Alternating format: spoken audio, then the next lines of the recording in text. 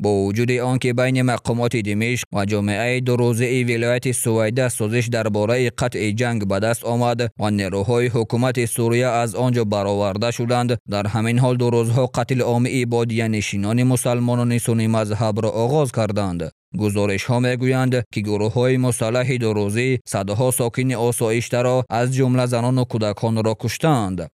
شوفوا الطفل هذا مقطوع راسه الى راسه.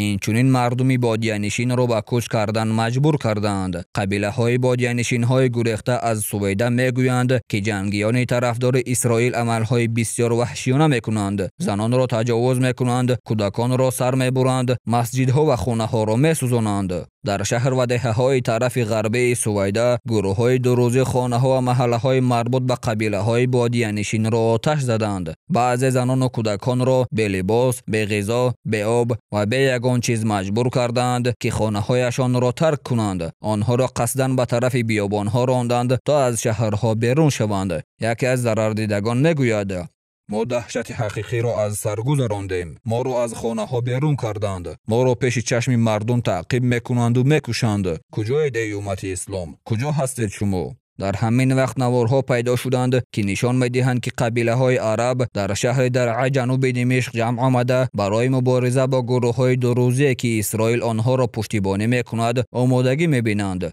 خبرنگار تلویزیون الجزیره خبر داد که در دهات غربی سویده بین قبیله های بادیه نشین و گروه های مسلح دو روزه درگیری سر زده است. دیرتر همان شب خبر رسید که نیروهای مسلح قبیله ها توانستند منطقه های غربی ولایت سویده را زیر نظارت خود بگیرند و تا درآمدگاه شهر برسند. قواهای قبیلوی بعد از کشتار و زورآوری گروه های دو روزه بالای قبیله های بادیه نشین به حمله گذاری جوابی در قسم غربی سویده گذاشتند. آنها نظارت را در شهرهای درعا، الدور، المزرعه، ولغه و بسیاری از منطقه های دیگر پرزور کردند. اگنتی اطلاعاتی دولتی سوریه شام پنجشنبه خبر داد که اسرائیل به شهر سویده ضربه های هوایی زده است.